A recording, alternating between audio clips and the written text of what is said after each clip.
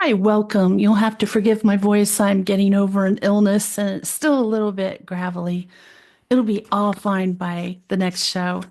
Today's topic is signs you're on the wrong path. And first, a special hello to my listeners in Reykjavik, Iceland. I am excited to know that you're tuning in and there's more and more of you every week. So thank you so much. It really hurts when you take a major stumble in life, but our mistakes often teach us powerful lessons and they do lead to better decisions going forward. I'll be honest with you. I've built businesses and they failed, or I started a business and realized it wasn't for me. And I've been in relationships where I put my best effort into building and strengthening it, but my partner was not doing the same. And I had to face the fact that it simply wasn't working. It was not only unhealthy for me, it was downright toxic. So I had to start all over at age 54, alone in a new city, in a new career. It was painful and hard and scary at times, but there was also an underlying sense of excitement and anticipation because I knew my life had gone off course and I was on my way to the path that God and my angels wanted me to be on. Some of you will relate to the pain of looking into your partner's eyes and seeing no love there. Perhaps you ask them if they love you and they say they do. You hang on to hope until you see clear signs that they're cheating. And at that point, you're on the wrong path. Because you want to make the relationship work, you seek evidence of their transgressions. You hope they will reassure you of their devotion and have a legitimate reason for the evidence you found. Instead, they shock you by admitting it, and they may ask for forgiveness. At that moment, your mind is whirling with different emotions. You feel a sense of betrayal, sadness, and anger, and then a wave of low self esteem hits. Feelings of regret about getting into that relationship or staying in it may follow. You're all in your head, trapped in battle with your own mind. And this analogy explains what it's like when you're walking the wrong path in life. Just surviving can be very challenging. Some find it an overwhelming journey. Going in and out of these different emotions in various situations through life can cause regrets, but it's important to continue the struggle because through that struggle, we can create a life free of setbacks, regrets, and limitations, or at least as much as possible. Our world has always experienced strife, conflict, and discord, but lately, so many challenges have converged that it's easy to stay stuck out of fear. It's even more challenging to leave a job, to move away into relationship and start a new life. But life is a journey that can end at any time. So the path to a fulfilling and worthy life is making the best choices. Please take a few moments to reflect on the life you want to live. Hopefully, you're working to build that life for yourself. Some of you might be feeling guilty for misusing your time. Maybe you're watching too much TV, avoiding friends or family, or not connecting with your hobbies and passions. It's not just a few people feeling this way. You are far from alone. Millions of people around the world share these sentiments, but regrets can hold you in place in a life that you don't want. No matter what mistake you made, realize that though you might have made some terrible life decisions in your past, it's important to retrace the steps you took to get where you are now. I think about the fragility of life, how every moment is precious and fleeting, and I strive to be conscious about making every moment I am alive meaningful. And this is a topic worth discussing. Through introspection and reflection, you can understand why you are here, who you really are, where you want to be headed, what your personal vision is, what your life purpose is, what motivates you, and a whole host of other deep questions. One sign that you're on the wrong path and need to get back on track is when you spend a lot of time questioning yourself. Perfection is an illusion. So let's toss that idea out right now. The true definition of living your best life is living a perfectly imperfect life. You will continue to have flaws. Hopefully, you see them and work on overcoming them. Strive to understand why you went into each phase of your life, whether it's a relationship or a career. See what drew you in and what kept you in it. The goal is to become in tune with yourself. You want to feel satisfied with your path as you move forward. You want to feel pleased with how you evolve as a person, personally and spiritually, as you purposely pursue the goals you envision for yourself. Let's talk about the specific signs you need to watch out for in case you happen to be on the wrong path. So let's dive in. Number one, your accomplishments no longer bring satisfaction. If you realize your accomplishments no longer bring you joy or satisfaction, it's time to reevaluate your life and the decisions you made to get there, specifically the aspect of life that you don't feel joy about. I know a man who attended medical school because his father expected it.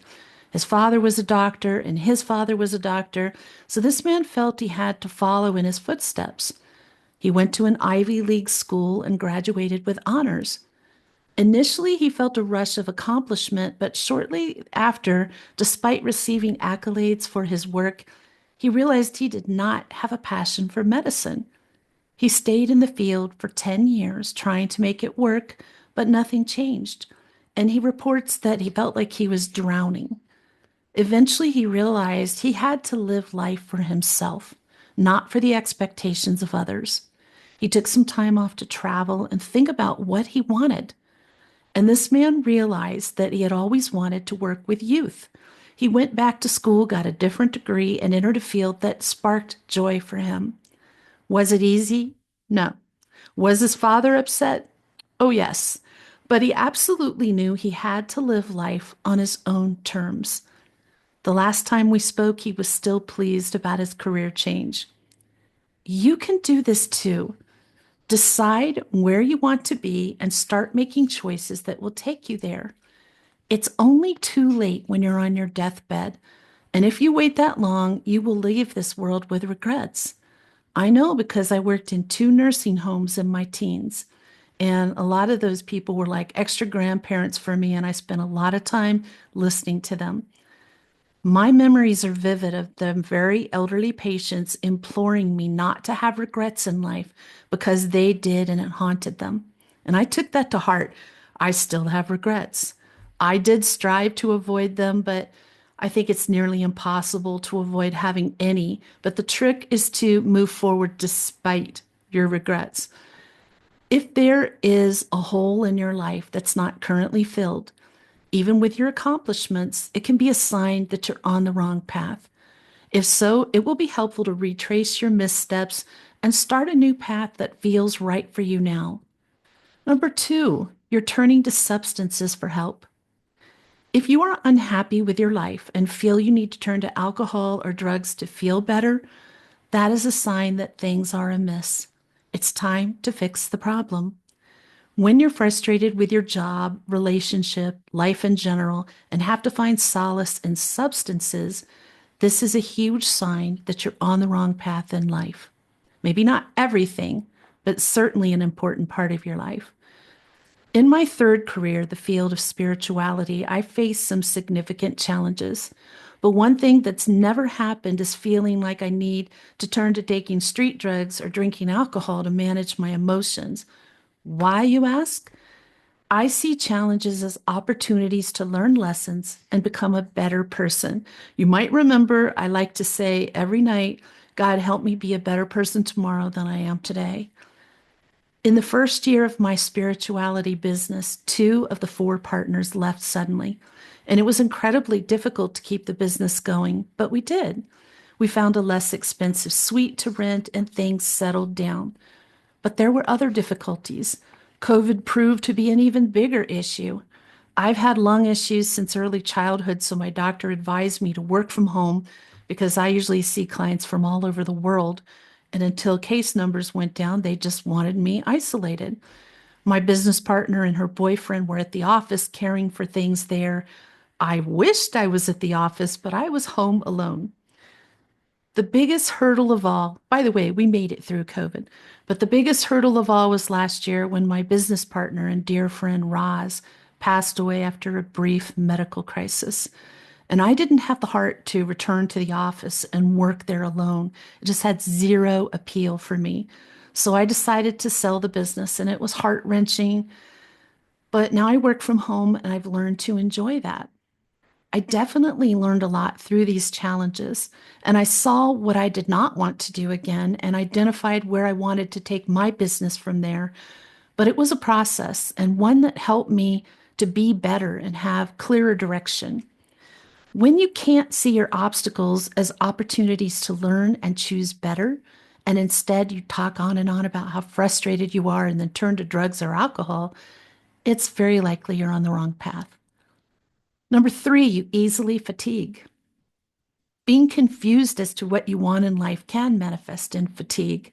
And this is because when you're stuck in the rut of the wrong path of life, you tend to lose enthusiasm that can keep you going. And in the process, you find yourself tiring quickly. When you're on the right path, you don't get so tired. Of course, you're still tired after a late night, a long day, or an illness, but not regularly day after day. Sure, you can make excuses for it when every ray of light turns to shadows of darkness. That's called a dark night of the soul. And in my experience, these have happened when you need to change your life. You know you do, and you don't take action for too long. It's natural to feel frustrated and tired sometimes. But if this happens frequently and things just don't seem to be working out for you, this is what I call a giant clue by four that you're on the wrong path. It's imperative that you work toward getting yourself and your life together.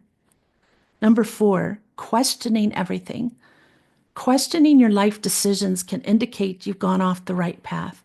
I talked about this earlier in this episode, but it bears more explanation. There is a profoundly satisfying feeling when you are on the right path. It comes from your soul, your higher self, and that feeling is incredibly calming and centering. It reassures you that you're doing things right, even if things are only partially on track. When my angels first told me to leave my career in mental health, move across the mountain, and start a spirituality business, oh, I had questions, lots of them. I was confused about why I had to leave a career I loved and uproot other aspects of my life. There were big challenges involved in getting here. I could have dropped it and stayed in my mental health career. I would have been fine. My angels would have still been telling me to do otherwise, but I kept hearing my angels, and I had a deep knowing that was pushing me to heed their words. That inner push kept urging me to make the move, so I did. And very quickly, the change made sense. I felt even more satisfaction in my spirituality career than I did in mental health. I didn't think that was possible. I no longer questioned this big change I'd made. Quickly, I could see that I was helping people even more profoundly than I had before, which is the driving force for me. Opportunities were unfolding in an astounding way. Roadblocks fell away and things just came together. Overcoming the challenges I faced to make this move taught me a lot. I was stronger and wiser. If you don't have that deep feeling of satisfaction, you're more likely to make more decisions that take you further off course. Because when you feel you need to question your choices in your life, this questioning is probably because you're on the wrong path. Number five, feeling a need to justify things. When you realize you continuously need to defend your decision and your choices thus far, you might be on the wrong path. Conversely, when you do what you are meant to, you won't feel that need to justify your actions. You do them. I'm sure you have dreams for yourself and your life. If you think it's necessary to provide reasons for pursuing those dreams, you may be pursuing the wrong dream. Most of the time, when you have a passion for life, that passion alone will consume you, so you don't have sufficient words to describe what you feel about your dreams. No one can understand what you're going after more than you do, so you go for it. So, what if they don't understand? This is your life. Think about your romantic partner. It isn't easy to justify why you are with them. You know that you love them for who they are. But if you find yourself justifying why you're with them, that is a clear sign you aren't meant to be in that relationship or not anymore. Number six, lacking inspiration. When you cannot find the drive to continue what you're currently doing, you know something is wrong. Not feeling inspired can be a normal state for humans, and as an author, I have struggled with writer's block and a pure lack of motivation at times. I sit down at my laptop, notes at the ready, prepared to spend a couple of hours on my newest book, and then I'm just not in the mood to write, though I've cleared out the time on my schedule to do so. Inspiration just sort of goes poof. It happens now and then. I've learned to take breaks from my laptop and my home. I get outside, go do something, then come back later and try again. And most of the time, I do return feeling inspired, but you can't push through it. The problem with this type of situation would be if a writer needed help finding inspiration again, no matter what they tried, if they lost their passion for writing. In such a situation, consider switching to a different career or an adjacent one, a different kind of writing. Why keep pushing yourself to do something you don't really want to do? Now, trust me, I am very reality based. I have kept doing work I didn't want to do because I needed to pay bills, but you can bet that I had a little side hustle going, building a business that made me feel passionate about it. Number seven, a feeling that you're not living life for yourself. Perhaps a feeling works its way into your consciousness and it says that you are doing what you do to please others and not yourself. I did that for a long time. That's a really good reason to consider switching paths. One of the primary signs of being on the right path is feeling satisfied and loving what you do. I feel that every day. If you realize that feeling is absent, you're definitely on the wrong path.